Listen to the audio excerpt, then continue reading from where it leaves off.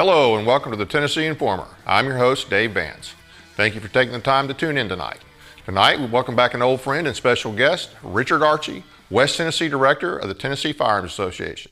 There's a lot of important information to go over tonight, so don't go anywhere. First, if you have an announcement from a conservative organization that you would like announced on this show, please be sure to send the information to tninformer.tv@gmail.com the Friday before the show.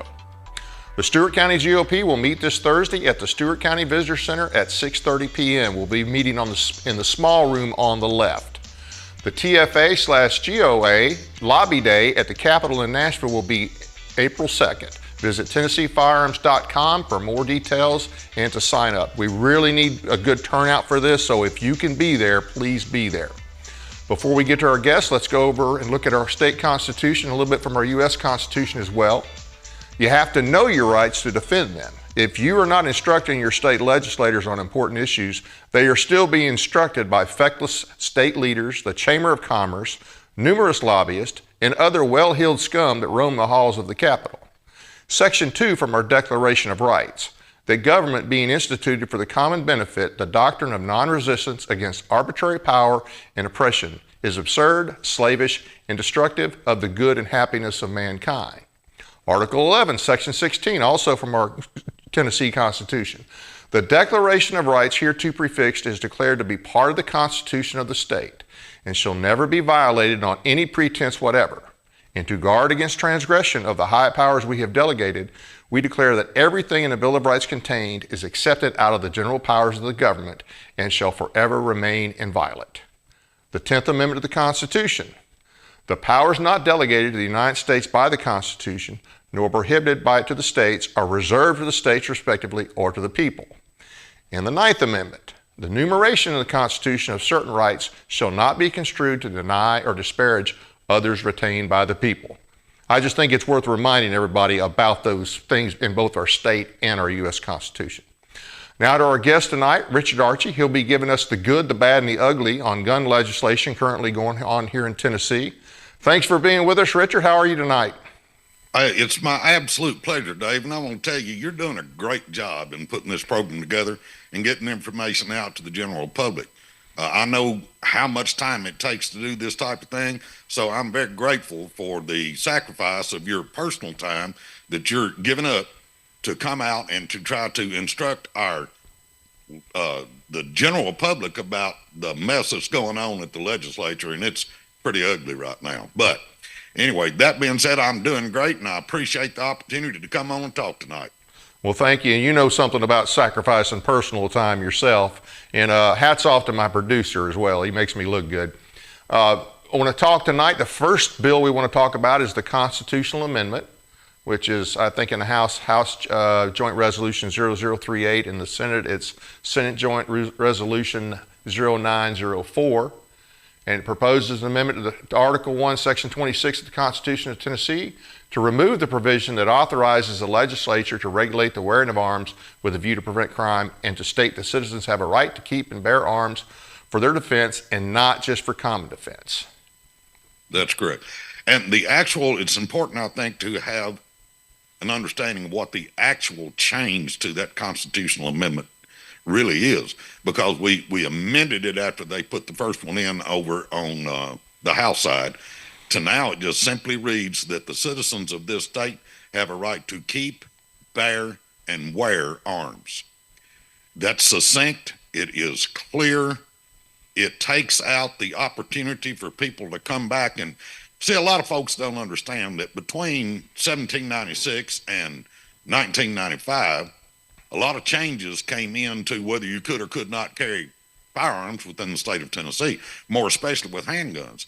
And so we actually had a form of constitutional carry from about, I would say, 1870 until 1995, when they started talking about you can't carry a pocket pistol or a pair of brass knucks, you can't carry a French stiletto, a Bowie knife, or an Arkansas toothpick, all these different declarations of things that you could not carry. But they said, unless you carry an Army or Navy pistol, and if you do that, you have to carry it openly in the hand. So there was actually a prescription that would allow you to carry an old Colt revolver if it was actually an Army or Navy pistol, but you couldn't put it in a holster. You couldn't put it in your pocket. You couldn't put it in your belt. You couldn't wear it under your coat. You had to walk around with it in your hand. Good way to get shot. Yeah. So one of the questions that I was asked in the committee, why did we choose that specific verbiage and why didn't we include carry in there? If you go back to the Heller decision, they talk about what history and text is. And so they went back to the actual Johnson dictionary and described that to bear meant to carry. So if we've got bear arms in there, that means that we can carry them. But what we didn't want to do is allow somebody to come up and file a suit later on that said, hey, wait a minute. Now, what it said in Tennessee's statutory law back through the years, if you carried it, had to be open in the hand. And so we didn't want to get caught into putting the word carry in. We simply wanted to say that we wanted them to be able to keep, bear, and wear, because once you wear them, it's either you go back to a description by Ruth Bader Ginsburg in a case, Muscalero, that she was talking about the actual definition of the Second Amendment. And what she said was that surely a most general understanding of that is for a person to keep, bear, wear, or carry in a pocket or in his clothing a firearm in case of confrontation with another. So that was her description, and that is quoted in Heller. I know it's dicta, and some of these attorneys that think they know more than the rest of us on everything, but they say, well, that wasn't actually the finding. But really and truly what the finding in Heller was simply that you can't deny a person the ability to carry a firearm. And even though they were talking about handguns at that time in the area that was specific to the case, there are a number of different references to firearms and not just to handguns. And so when you go back and look at Tennessee's actual statutory law, we wanted to be sure when we wrote this time, we fixed it so that we don't have to have that conversation about, well, carry, could you have to carry it openly in your hand. You can't put it concealed. And so that's the reason we have the specific language. It is necessary. And what it will do is keep us from having to fight another legal battle down the road, and it's what we need. It's a shame you have to go through all these hoops, and you can't just go with the normal understanding of the history, keep and bear. I mean, to me, that's pretty common sense what that means. But, because of lawyers and others, lawyers and legislators, I guess we have to go through these hoops just to make sure that we don't leave them any opening. Well, if you look at the verbiage that we're actually replacing in the Jim Crow statutory language of our constitutional amendment, that's our Second Amendment analog, is the way that they describe this in the Supreme Court when they talk about the things that the states have that are analogous or very similar to the Second Amendment. What they did in 1870, they wanted to be sure that the freed black slaves did not have the ability to carry firearms for their personal protection against the Democrat-installed KKK and Night Riders that were still in power in the state of Tennessee. So the codicil that they put on that was said, however, the legislature shall have power by law to regulate the wearing of arms with a view to prevent crime. So in the language that we put in there, we wanted to be sure that we said it was an absolute right to wear those arms so that the legislature does not have the power or the ability to regulate that actual pre-existing right that belongs to each and every one of us. So there is a specific thought process behind the words that are put into that new constitutional amendment. Now, people need to understand that we're not done. It has to be moved through the House Finance Committee on final calendar for constitutional amendments, and there are a number of different constitutional amendments coming up. Characteristically, the rules say you can only have 4, but we've done a little research, and I think you can have as many as the General Assembly really wants. It's been the rule, I guess you would say, that they only do 4 per year, but I don't find anything in the Constitution that says it's only 4. It just tells us how you have to go about it. And so it has to be voted on and passed by a 50% plus 1 majority the first year in both chambers. Right. The second year, it has to be passed by a 2/3 majority in both chambers. And then the next year it goes on the governor's ballot. So you can only do constitutional amendments in the year that there's a governor's race, because they figure that you have the biggest number of people are going to actually come out in an election if there's a governor involved. And so they want to have the people to have the biggest say-so on this thing, because if you go back to Article 1, Section 1 of our Tennessee Constitution, it says all power is inherent in the people, and all free governments are founded on their authority and instituted for their peace, safety, and happiness. For the advancement of those ends, they have at all times an unalienable and indefeasible right to alter, reform, or abolish the government in such manner as they may think proper. That's pretty heady stuff right there. It's not this bunch of servants that we hire to do the business of government that's in charge. It's actually the people, if we will, in fact, take on that mantle and responsibility that was handed to us with bloody hands at the time of the revolution. So that's the whole point of this. You're going to have to pass it 2 times, 2 consecutive years, once with just a straight plurality, the second time with a 2/3 majority, and then it can go on the ballot.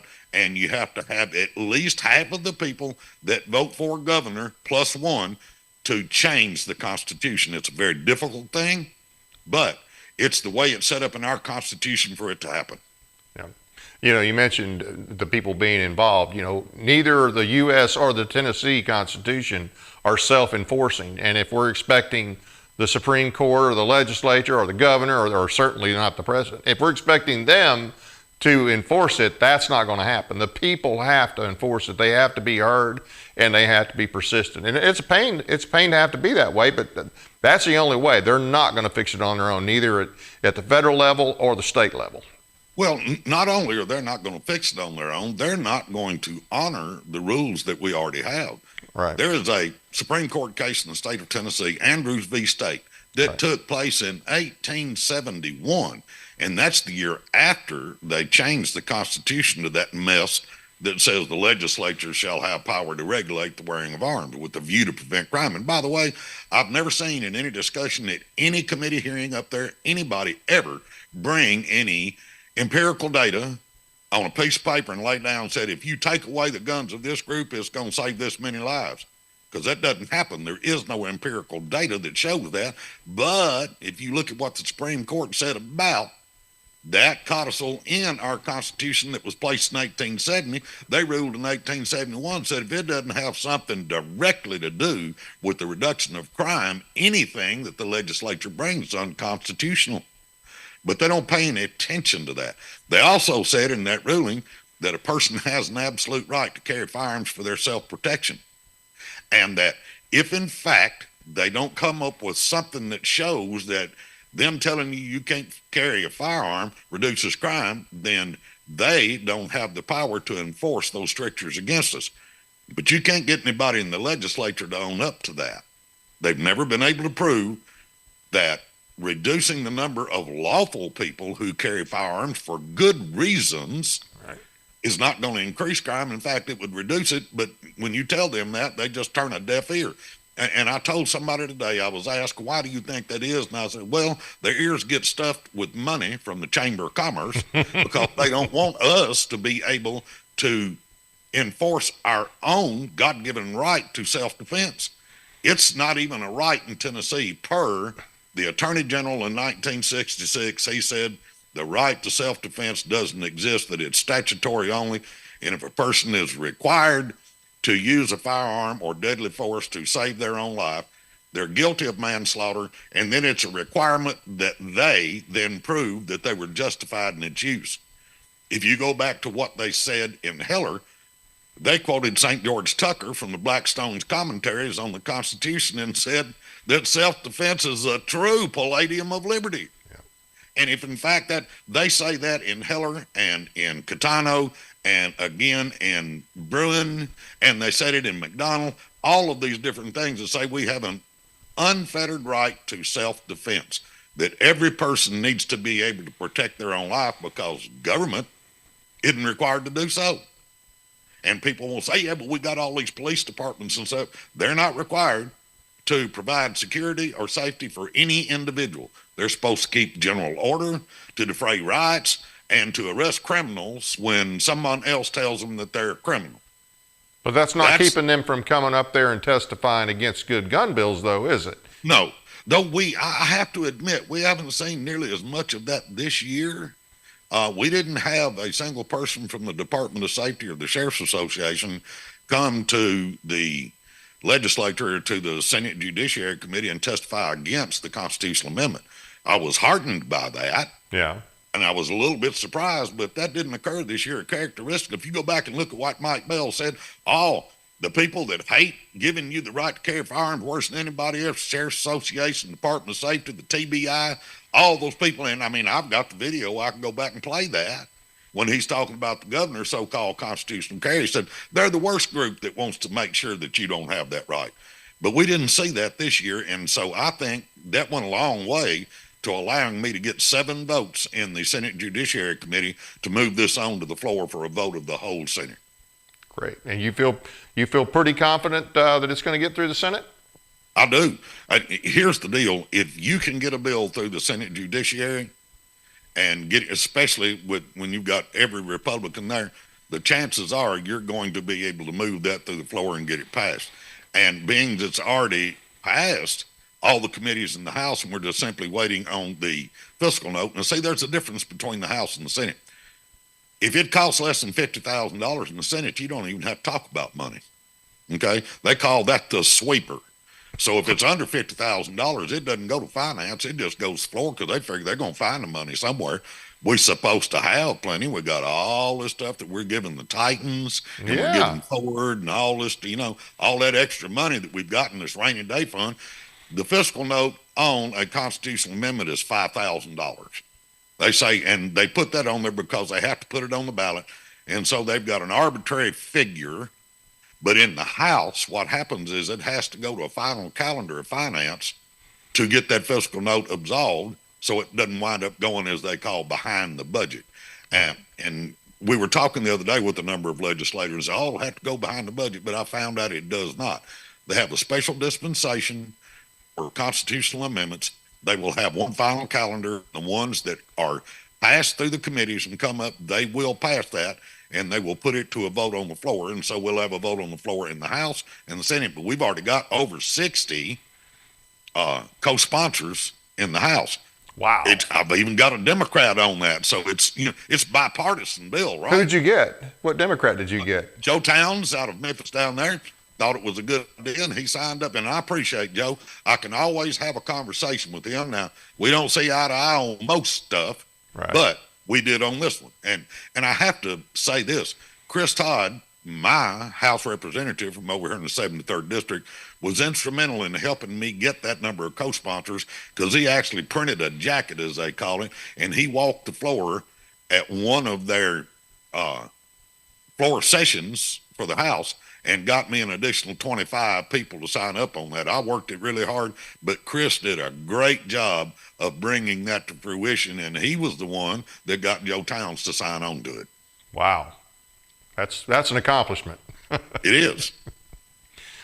So we'll have to wait and see how that plays out. Hopefully our state will do the right thing. That's definitely encouraging. I appreciate all the work on that. And now we had another bill. The civil penalty had to do with civil penalties for infringement. And if we can pull that next bill. No, not civil. I'm sorry, criminal penalty. This is HB 2689, SB 2516, Remedies and Special Proceedings, as introduced creates a civil action against any person or government entity that infringes upon a person's right to bear arms under the Tennessee or U.S. Constitution. It requires the person or entity to be liable for actual or statutory damages, punitive damages, attorney's fees, and court costs. Now, it failed in the Senate Judiciary. Let's talk about that a little bit. It failed in Senate Judiciary for lack of a second. We didn't even get to talk about, I got to testify on the bill because Chairman Gardenhire was very kind to me. I had been up a couple of times to testify on these bills, and they kept getting rolled.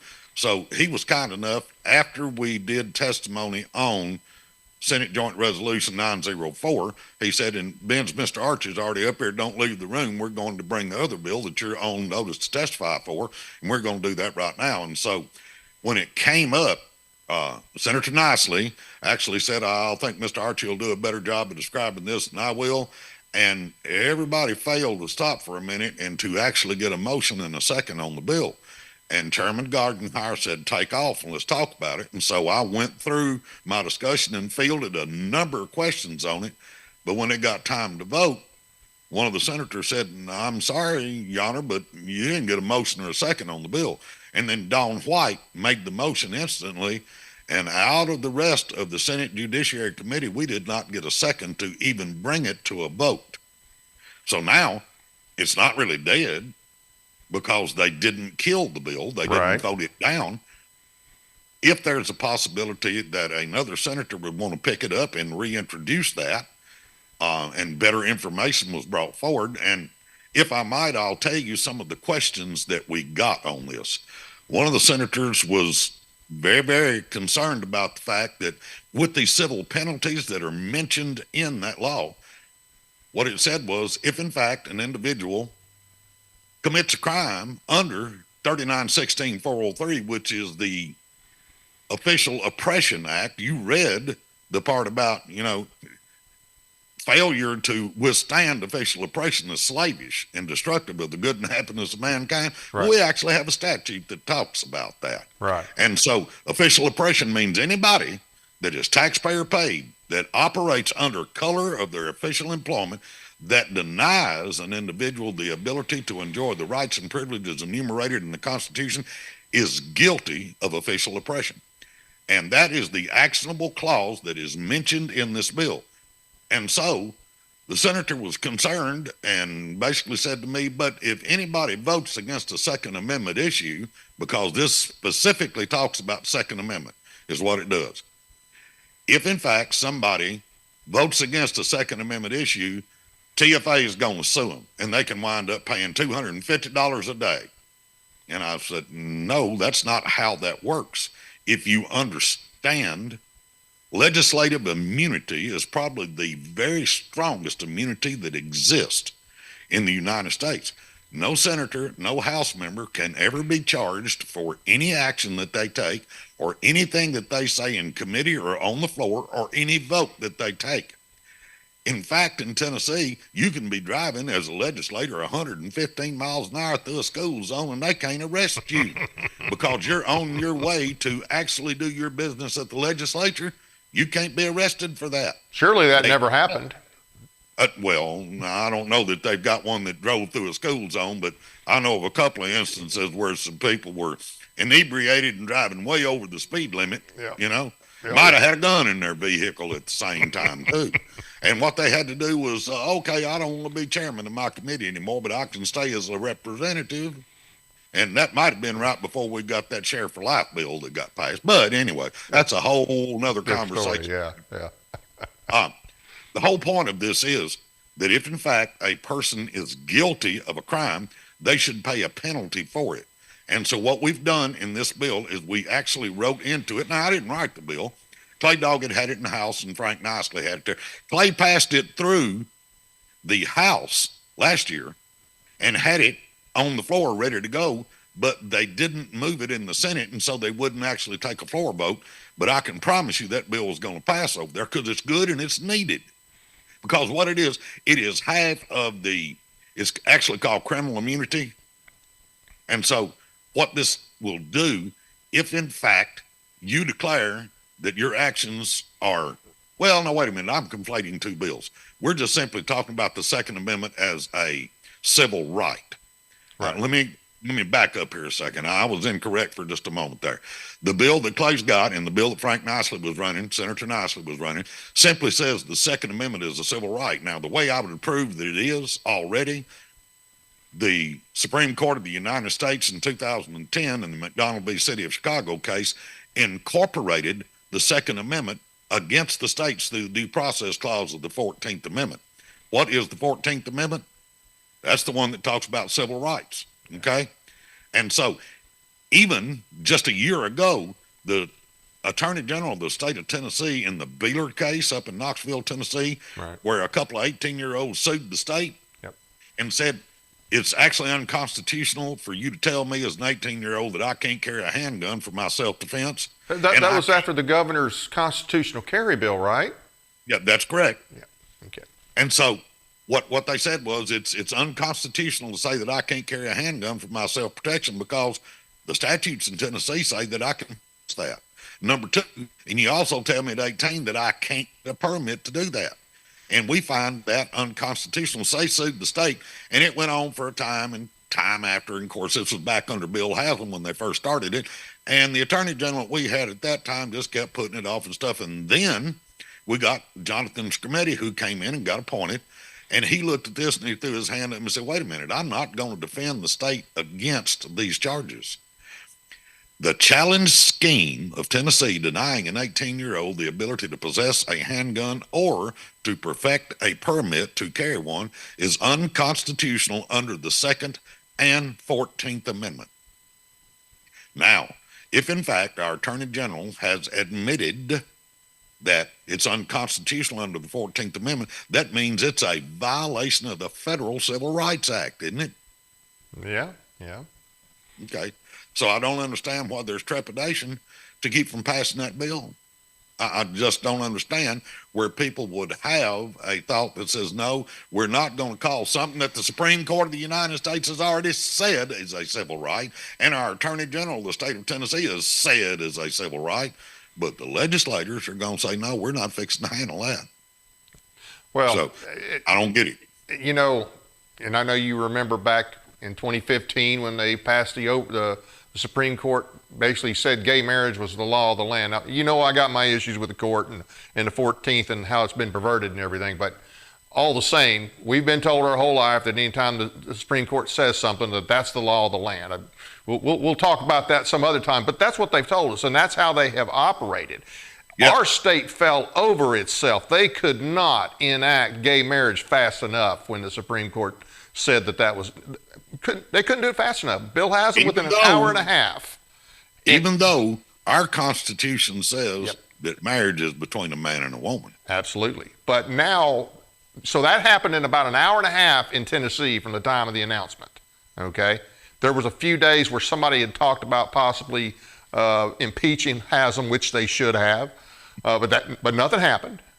But now we're going on 2 years since the Bruin decision, and it's as if nothing's changed as far as the Second Amendment goes. It's like, well, that's they just ignore it.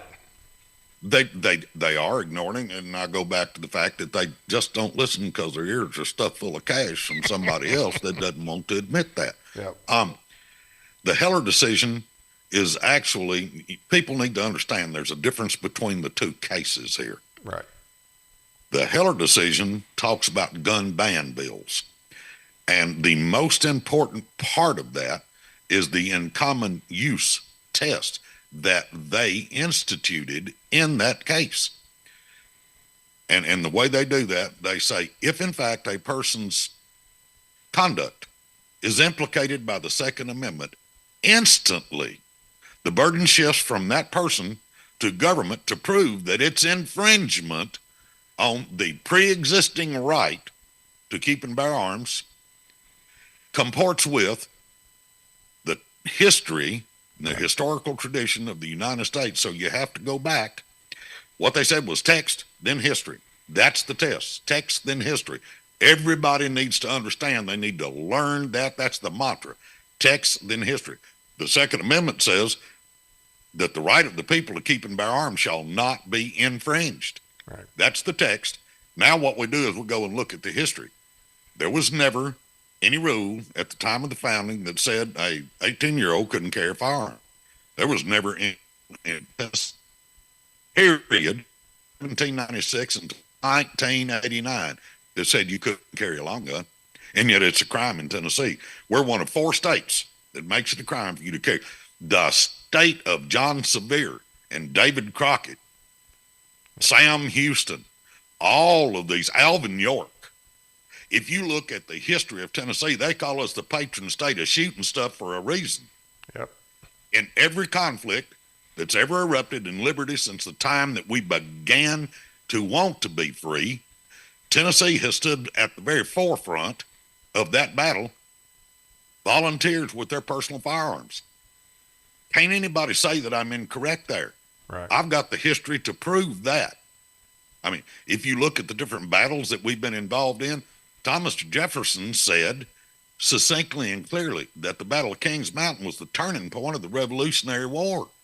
Now, what were we doing? We were revolting against a tyrannical government, and how were we doing that? We were shooting them at that point. Most effective way, by the way.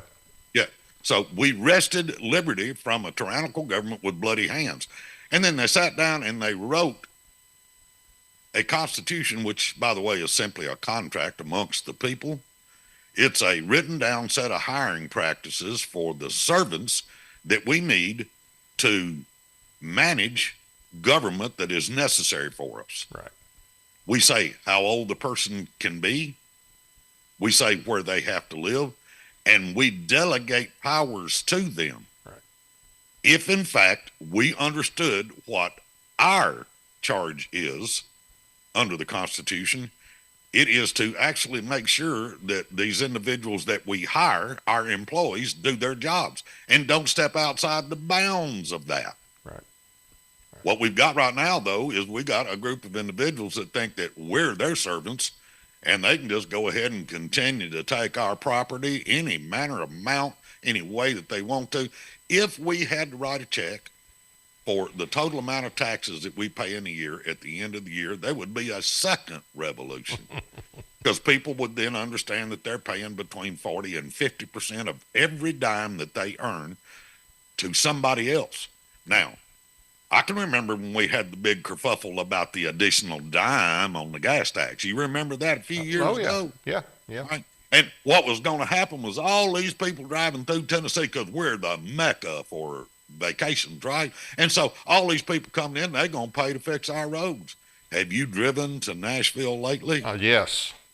Okay. It'll get your teeth jarred clean out your head by the time you get to the river. If, in fact, though, you get to drive it instead of having to sit for 2 hours behind them trying to fix the potholes. Yep. And so I can remember before we instituted the Improve Act, that Tennessee had the best roads in the nation. I know a number of truck drivers. My son was a truck driver. He said, man, you go everywhere else, their roads are terrible. You get to Tennessee, it's like sailing. And then all of a sudden we passed this extra gas tax, and it's gotten worse by the day to the point now where it's hazardous for you to drive up and down the road. Yep. But Bill Haslam and family are very happy. Well, yeah.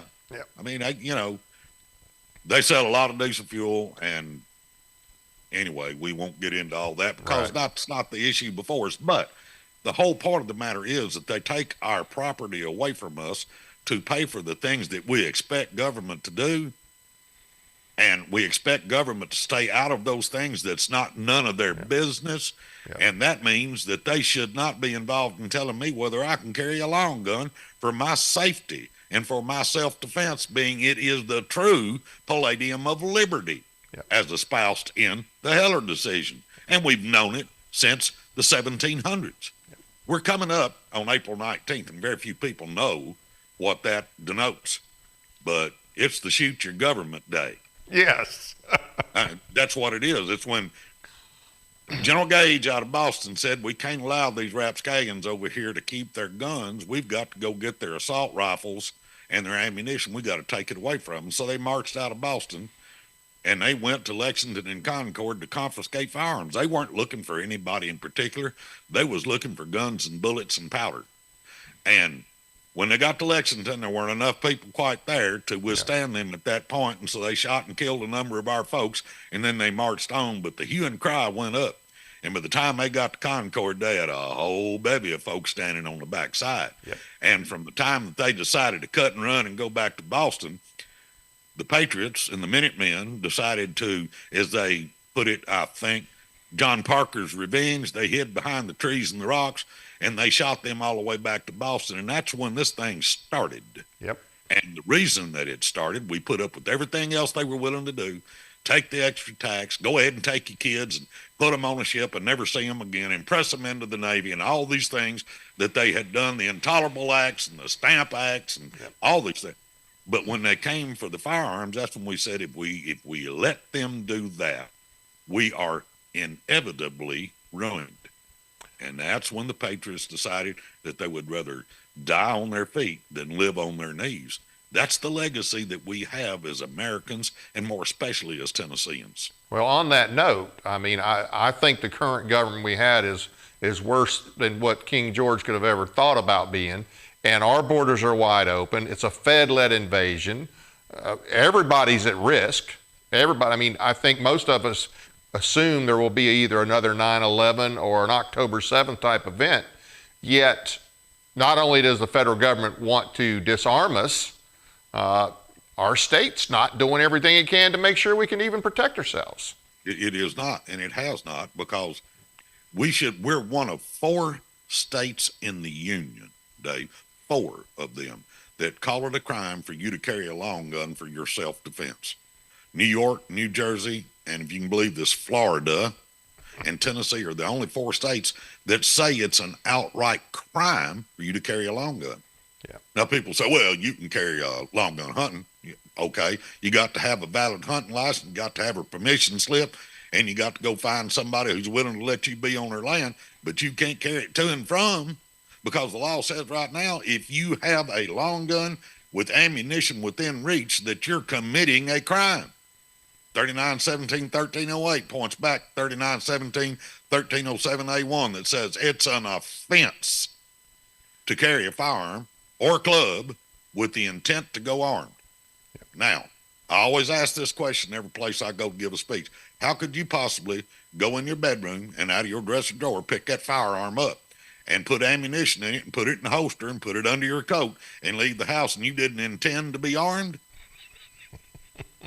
What kind of craziness is that? That's the crime in Tennessee, is to carry a firearm with the intent to go armed. I remember there was a young lady who was the legislative director for the Department of Safety who was asked last year in committee, what did that mean? And she said, well, if you have a firearm and you have it loaded, you're intending to go armed. And I thought to myself, why would anybody carry a firearm if they didn't have no bullets? What would... Okay, and yeah, I guess I would intend to go armed if I was carrying it loaded, but why would I carry it if it was empty? Long guns are heavy. Yeah. You could probably, do something better than to carry an empty gun for your self-defense. Because if you raise it and point it, you better be willing to pull the trigger. And if you hadn't got nothing to go bang, I wouldn't be toting that bugger around. Nope, not at all. So, we got a couple more bills up there. If we'll go ahead and pull the next one up there. All right, this is HB 2812, SB 2736, grants a defendant who has been charged with a criminal offense based on the use of force or threatened use of force and who asserts that the force was justified by law, the right to a justifiable use of force hearing prior to trial. And we mentioned this earlier, so if you could give us if you can fill the blanks in on that one and kind of tell us where it's at. Okay, when we started with civil immunity back a number of years ago, I ran that bill a number of times and had different House sponsors, and that's when I learned that the best person to kill a bill is the sponsor. And so we still had a number of people, so let me have that bill and I'll run it, and it never got out of committee until we had Chris Todd again, the same person that I spoke about earlier, went to Judge Carter and he said, I really think this bill makes a lot of sense. Would you mind sitting down and talking to me about it? Well, Judge Carter had a huge deal of respect in the legislature because he had spent a number of years on the bench. He was an attorney and a judge, and as such, he sat on the criminal justice committees. And so everybody kind of let him say whether a bill was good or bad. It had been intimated to him that the civil immunity bill was bad, and he really never took a look at it. But when Chris took it to him, he said, well, let's sit down. And then he invited John Harris and I, and we actually went to the Capitol and sat down with he and Chris and William Lambert, and we went over the bill, and Judge Carter helped us write it. And basically what it said was, if on the first part, and Judge Carter, you need to carry this in 2 different pieces, one for civil immunity and one for criminal immunity, because it'll be easier to get the civil immunity done, and that's the more important.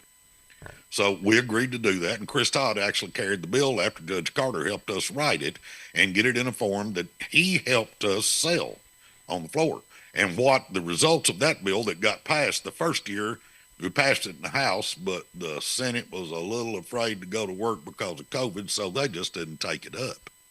And so we came back the next year and we repassed it in the House, but we got it on the floor in the Senate. And again, once you get through the Judiciary Committee and they give assent to it, then it pretty much is going to pass on the floor. So it did. And what this bill does, it says if in fact you're required, God forbid, to use a firearm or any type of deadly force to save your life or someone that you're responsible for, that you cannot be sued at the same time in a civil suit that they're trying to decide whether you committed a crime. Right. Now, they can file the suit, they can take testimony, they can pull all the evidence in, interrogatories, interview everybody they want to, because the whole point was, well, you know, if we don't do this right then, somebody may die between the time it happened and the time it goes to trial. But we said you can go ahead and do all that, but you just can't make that person go to trial until such time as the criminal aspect has been adjudicated. Right. They must put that trial on hold. They issue a stay, and you can't be required to undergo hiring two separate attorneys and fighting two separate battles on either side, where everybody knows if you got two fronts, you about whoop before you start. Yeah. So we got that bill passed. And then what we were going to do is we were going to run the criminal part of it. And so what this bill basically says is, if in fact you were required to use that same firearm for the same purposes, that if you invoke self-defense and under 3911 of our Tennessee Code, you have an absolute right to self-defense. And there are 5 places that you can exhibit that: in your home, in your dwelling, the curtilage around, and that means the area that you normally use when you're in your home or your dwelling, your business, or your vehicle. In those 5 places, you do not have to ascertain the intent of an individual that's coming at you and you feel like that your life is in imminent danger of seriously bodily injury or death, that you can use the threat of or deadly force to stand against that. Now, if in fact you declare self-defense after a shooting like that takes place, or you hit him with a baseball bat, or you hit him with your fist, or whatever, there is absolutely no requirement right now that law enforcement investigate that on the front end of this. They can put you off for 2-3 years. And so what we've asked for in this bill is that, you know, in 45 days, you ought to be able to bring to the grand jury probable cause to show that that person is more than likely going to be convicted of a crime. Or the other side of the bill says you have to investigate whether it was self-defense.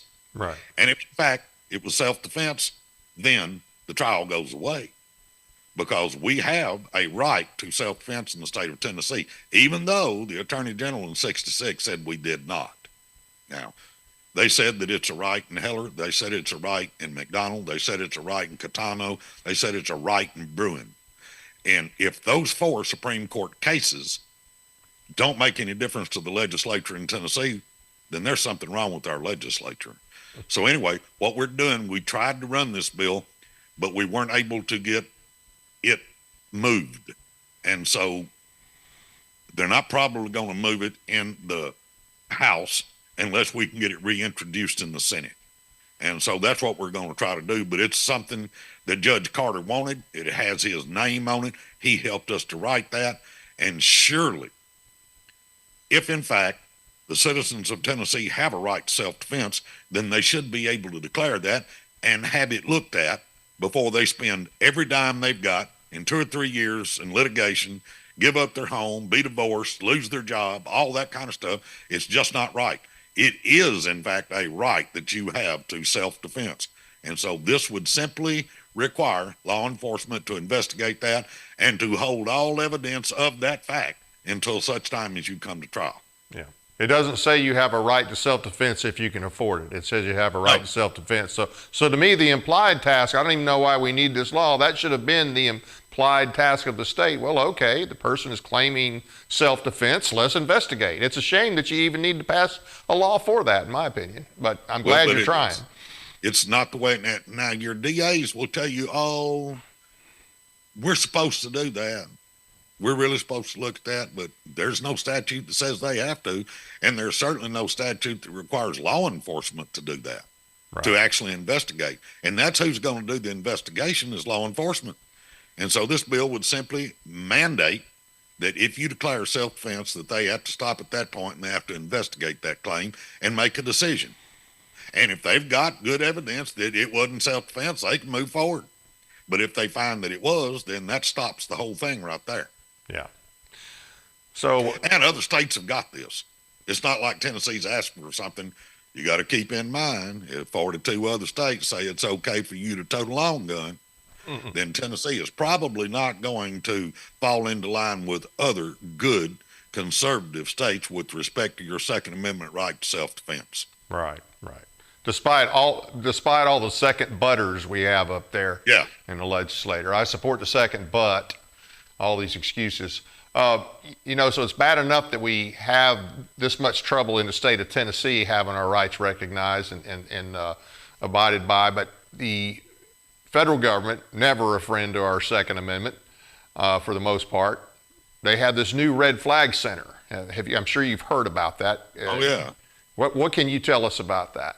Well, what they did was they didn't have funding for that until after this last omnibus bill. Right. And if you look at the representatives in the state of Tennessee, all but two voted against that omnibus bill. Now, 800 and something pages, I think I read, or 1,200, some ridiculous number of pages. Right. They got it about 2 days before they voted on it at 3 o'clock in the morning, and boom, all of a sudden there it was. And as soon as they got the appropriation for all this extraneous mess, the next thing you know, you see the president say, okay, we're instituting a Red Flag Center, federal government, and what we intend to do is take away guns from people who shouldn't have them. Well, that's an awful broad description, don't you think? Oh, yeah. And so what it intends to do is to probably enforce the red flag law type mess that was proffered last year in Tennessee that we were thankfully able to defeat with the help of a lot of good people across the state. And so what happens is they say, hey, you're a danger to yourself or someone else, so we're going to come in there and we're going to take your firearms. We're going to leave you out there in public so that you can use your chainsaw or your hatchet or your baseball bat or a hammer. You do realize that more people in 2022 were killed in the United States with claw hammers than AR-15s. Or let me rephrase that, than all rifles put together and an AR-15 as a rifle. But you had more people killed in the United States, even with all these mass shootings and stuff that's going on. Right. There were still more people killed in the United States with hammers than with rifles. And yet all we can hear about is how terrible the AR-15 is. It's simply a semi-automatic rifle that we've had pieces just like that since 1907. And in fact, if you look at the lever action rifle, you can put, depending on the caliber, you can put 24 bullets in one of them and shoot them almost as fast as you can with an AR-15, which is not, by the way, a machine gun. I don't care what anybody says. Yep. Because using the ATS description, you have to, for it to be a machine gun, you got to be able to fire multiple rounds with one single action of the trigger. Yep. And don't get sucked into that saying pull of the trigger. Right. Their definition is one action of the trigger. And so therefore, AR-15s, being there's 24.4 million instead of like a individual said in testimony the other day in the Senate, said there's over 300 million of those. No, there's not. You need to check your math, because the last that I saw, there was about 24.6 million in private hands. That doesn't count the number that police officers have got. Of course, they get to carry M4s, fully automatic weapons. Yeah, they can have them, but you can't. I don't get that, because they're not responsible for your safety. Police officers carry guns so they get home to their family. Yep. That's a true statement, and you can ask them, and they will admit that. Now, you might not get the top brass to say that, but the old boys walking up and down the beat out there are going to tell you, I carry that gun so I get home to my wife and kids. Yep. And so All this mess that you're seeing right now with the federal government, they're doing their best to create select militias. And what a select militia is a group of individuals that are armed to the teeth that you pay for. You pay their salary and you buy their arms and their ammunition and pay for their training and all. And then what they do is, we were warned against that at the founding. They said, no, standing armies and select militias are the worst thing ever, and they need to be avoided at all costs. And yet what we're doing right now with the TPI and the FBI and the CIA and all these different select militias, they're arming them to work against you. Did you see the deal the other day about over in Arkansas when they went to get this guy that was supposedly dealing the illegal guns? Yeah. They've been watching him for a couple of years, and they've been following him around and all kind of stuff. And so he executed a search warrant at his house at 6 o'clock in the morning. Bang, bang, bang, coming through the door, running down the hall at him. Right. And he thought he was being invaded. So like everybody would do, he picks up a firearm to protect his children. They killed him dead in the hall of his house. Yep. Now, I got some friends that are in law enforcement, and their job is to go get fugitives. Yep. And they will tell you right quick that no-knock warrants are anathema, that they will get people killed, whether it be police officers or the people they're looking for. And so they don't use that stuff. These guys are the folks that actually go after them. What they try to do is hide out and snatch them so nobody gets shot and nobody dies. Yeah, well, that's the way it should be. This idea of just kicking indoors, these no-knock warrants, getting somebody like that first thing in the morning, they know what they're doing. That's all deliberate. It's just basically legalized murder is all it is, because they could have taken that guy any other time, and it would have been safer for everybody. There's no excuse for that. He was the administrator there at the airport, at the Bill and Hillary Clinton Airport in Little Rock, Arkansas.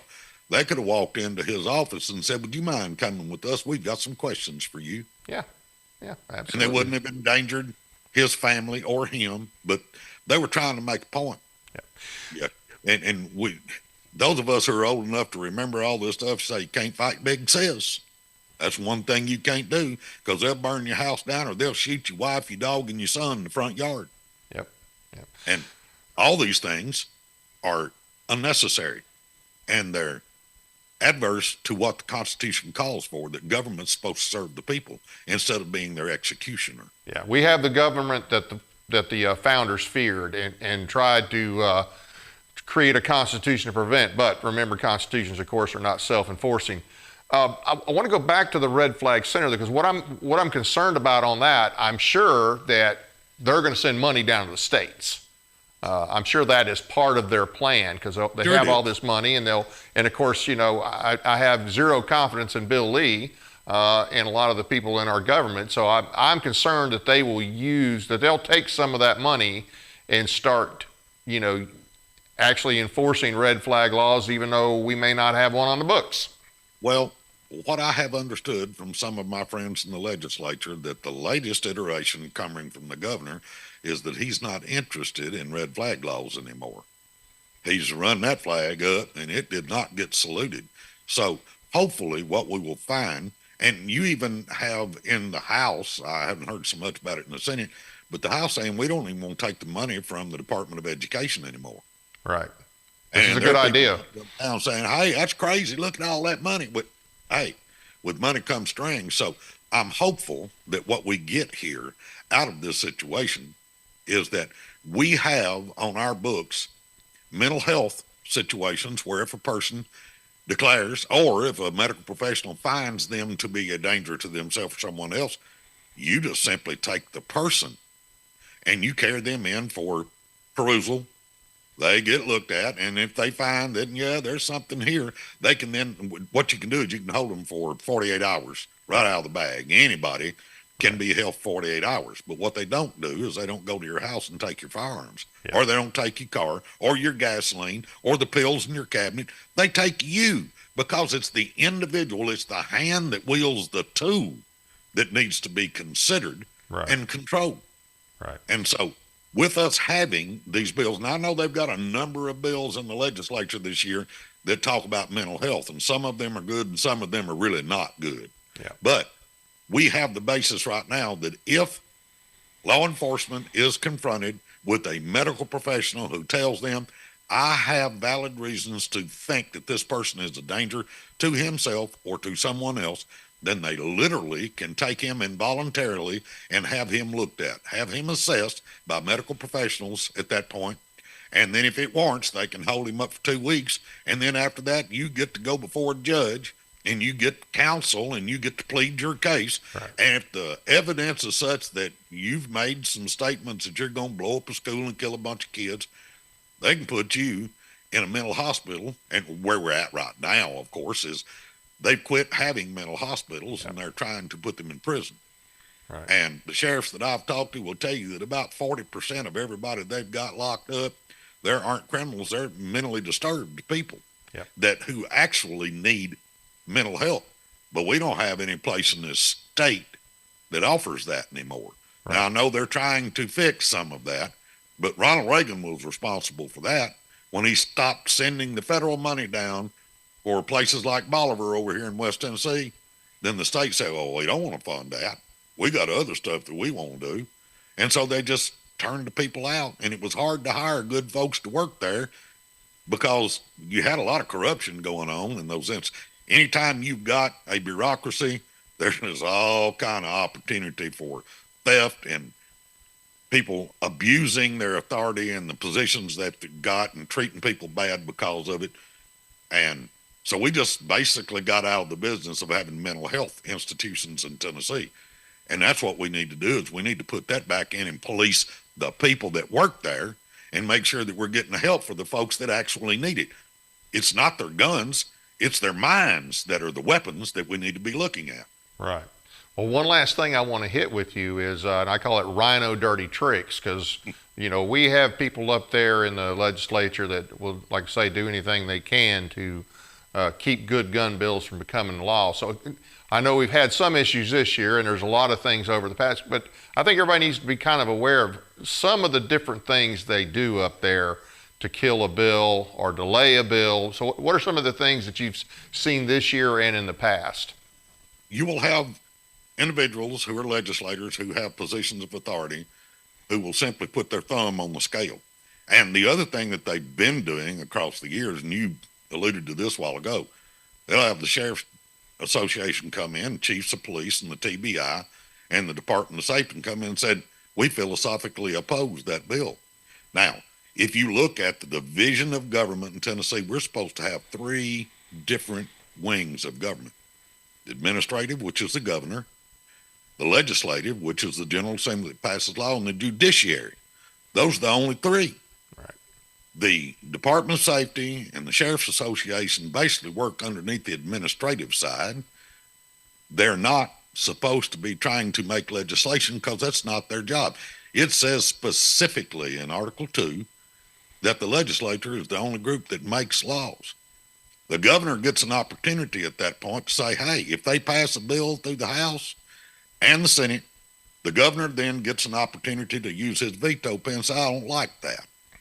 Now, Tennessee has the weakest governor in the United States, and that's by design, because if you look at Article 1, Section 1, it says the people are supposed to be in charge. Right. And so legislation is made by the people who are closest to the people because they get elected every 2 years in the House, every 4 years in the Senate, but that's swapped up half and half.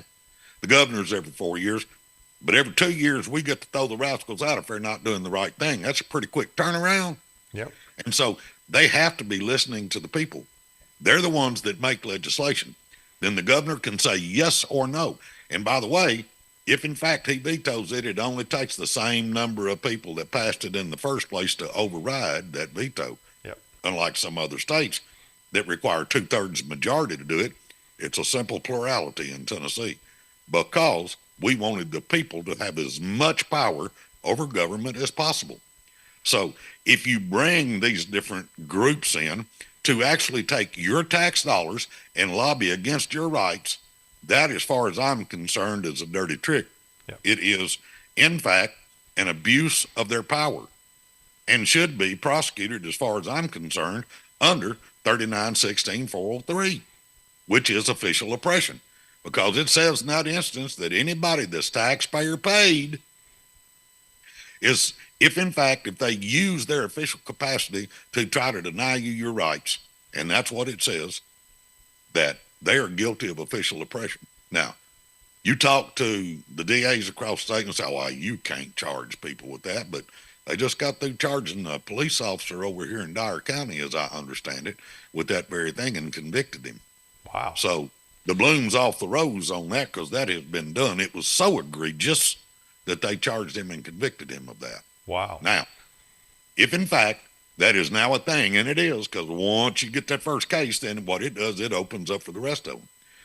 That, as far as I'm concerned, is a dirty trick. Now, the second one you get is the lobbyists who go and talk to our legislators that are supposed to be the closest to us, and they whisper in their ear. And I saw a little bit this the other day. They had a lobbying group that went in and told an individual, well, if you vote that way, we're going to work against you and get you unelected. We'll find somebody to run against you. Now, having been guilty of some of those same thoughts myself over the years, the difference between me and them is I'm not a lobbyist. I'm not getting paid for what I do. Right. I'm simply a citizen activist.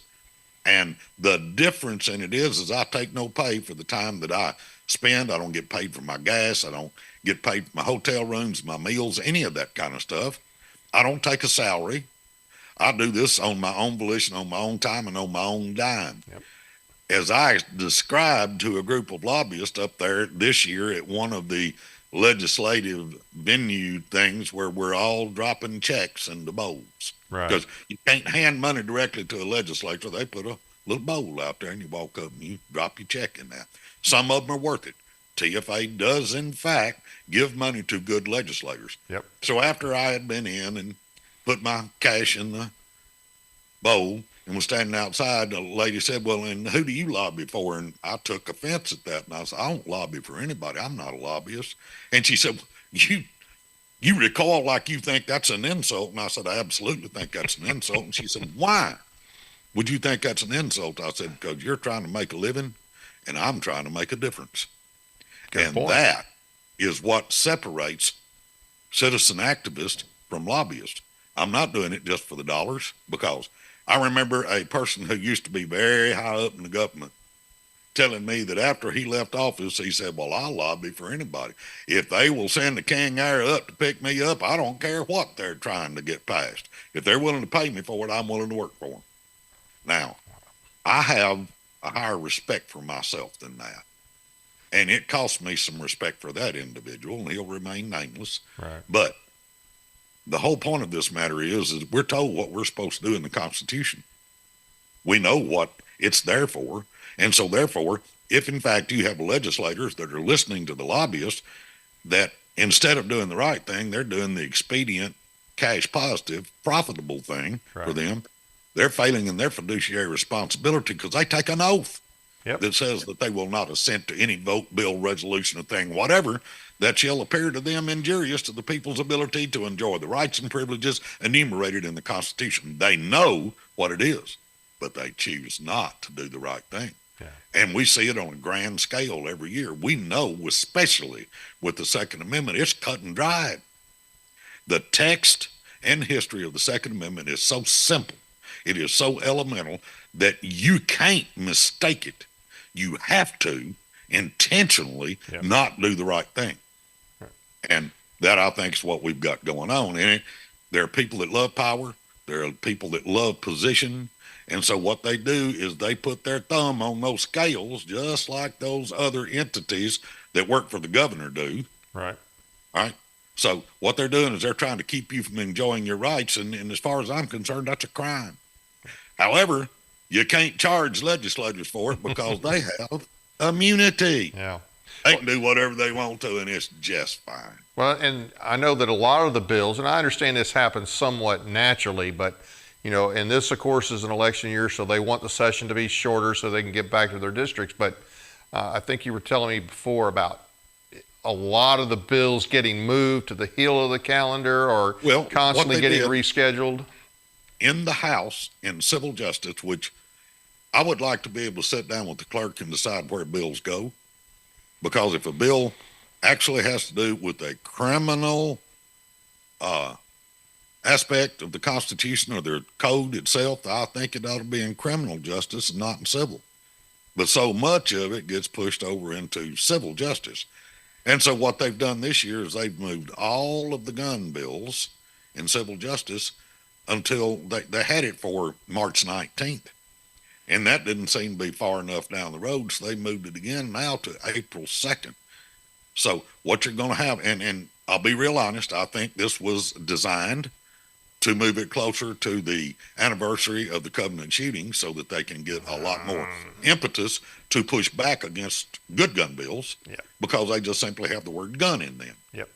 And again, you remember when I did the interview with Van Jones, we talked about the fact, and they actually admitted it and put the newspaper front page of the issue that I talked about when I said, but you have to understand that there are other ways to harm school children.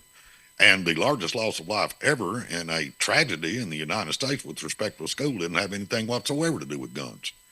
And he kind of scoffed at that, and he said, I said, do you know what I'm talking about? He said, no, but I think I'm fixing to find out. And so I explained to him it was the Bath, Michigan situation in 1917 or 27, I think in 27.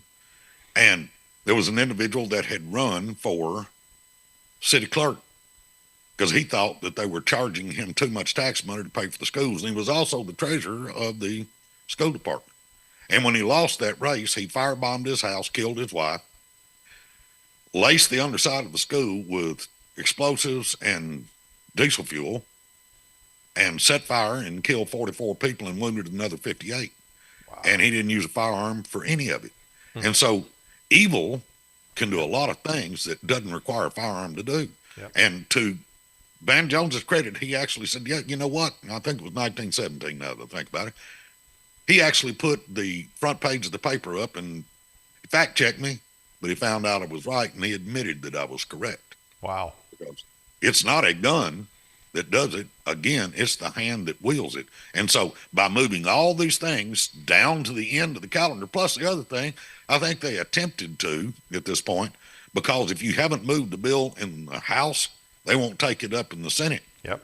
And so what they tried to do was to move that all the way down. So because the Senate was supposed to have their gun calendar before that, so they just general subbed all those bills. I think that was pure intent.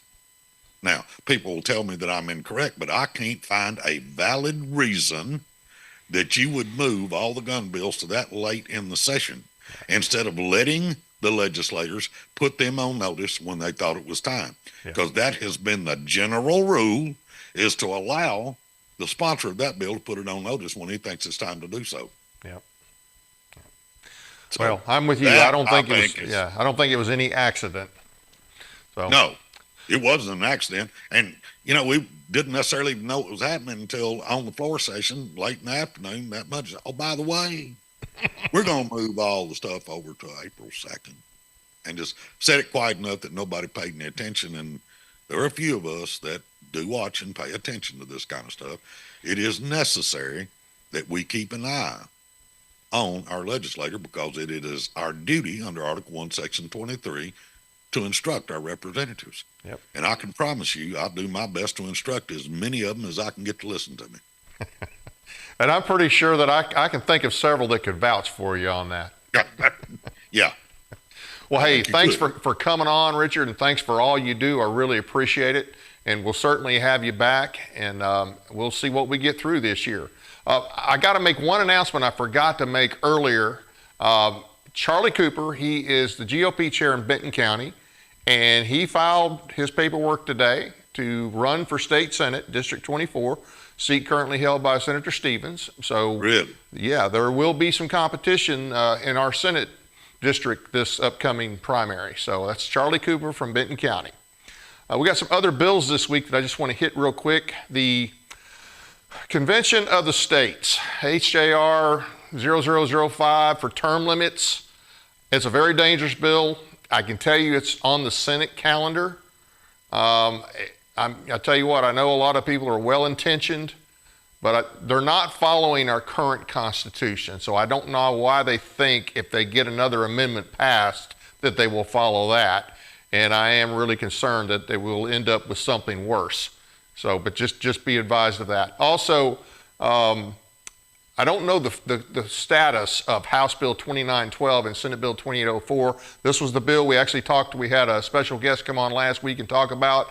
This is the one that would prevent Tennessee law enforcement from having their members be part of the anti-terror task force, only the anti-terror task force, and for the reason that that position requires a security clearance, and once that officer who is allowed to go by his county sheriff becomes part of that task force, has that security clearance, well, that sheriff doesn't necessarily have the right to know, the need to know what is going on. And, you know, the FBI has made it, the FBI is not either what we thought it was or certainly not what it used to be. If you've read some of the things lately that they have said about people who are potential terrorists, I mean, they were watching the Catholic Church. You see what they did to that pastor and his family in Tennessee a little while ago because they protested at an abortion center. They came in and, you know, so all this bill does would prevent them not from cooperating, but from having one of their law enforcement officers be a member of the task force, just that one specific task force. It would not affect the others, would not prevent them from getting information from the Fusion Center, would not prevent them from operating, you know, cooperating with the FBI. It's just it would have to go through the sheriff and not through one of his guys that he pretty much loses all control of when they do that. I don't know the status. That was voted on in the House earlier today, or not in the full House, but in the committee. But we can look that one up. And there's another bill. Well, if I might break in here right quick, Dave. Yes, yes. You mentioned that red flag group that the federal government has done. You've heard them talk about that gun owners and people who believe in the Constitution are terrorists. Yeah, yeah. So if in fact they're talking about terrorists, that could be any person that owns a gun. We need to be real cautious about that. I think this bill needs to be looked at for sure. Oh yeah. Well, I mean, that bill is trying to, the House Bill 2912 is trying to prevent that possibility. Right. That's what I'm saying. We need to. Yeah. And that bill support. Yeah, it was in committee today, but I don't know the status of it. So that'll be one of the first things I check when I finish tonight. And then House Bill 0694, that is the bill, you know, if you remember back during the scamdemic when Bill Lee decided that certain occupations were non-essential, that bill is still in play. I think it's in committee tomorrow. I think both House Bill 694 and Senate Bill 0574 are in committees tomorrow. And I apologize, I think it's State Government Committee. But those are definitely worth looking up and worth supporting. I mean, nobody should be told their occupation, the way they make a living to support their family, if it's a legal occupation, that it's non-essential. I don't care what the situation is. So hopefully we get that addressed. Let's see. Now, hey, like I said, I can't cover all the pending legislation, good or bad, in an hour or even two. The best sites for certain topics, I'll tell you, if you're looking for anything on nullification, and obviously our bill is going to summer study this year, but tncss.weebly.com, sign up for the Substack letter. We'll let you know when SB 2775 and House Bill 2795 is scheduled for summer study. Also, there is going to be a debate in July 27th, and I'll get back with you on the location, between Jeff Cobble, the author of the nullification bill, and Mark Pulliam. He's a retired attorney from California who now lives in Tennessee. And, you know, he had some things to say in the Tennessee Star about the bill. So we decided, you know what, let's just arrange a little debate here. So that will be in late July. So just keep tuned for that.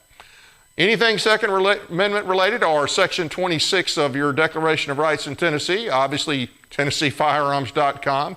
And hey, you don't have to be a member. You can go on the site. You can get the weekly alerts. Great information on that site. Plus, you can access Richard's podcast. He does several podcasts that you can access there. John Harris has several articles that are on there, and it's a great all-around site. And once again, Lobby Day, April 2nd. So we need a good turnout for that. So go to the site and sign up. For legislation covering a variety of topics, I would recommend TennesseeEagleForum.org or TennesseeStands.org. And I want to thank all of you for taking the time to watch our program. Please be sure to hit the like and subscribe buttons, as well as the notification bell to stay informed about our upcoming shows. As a reminder, you can now listen to us as a podcast on Spreaker.com.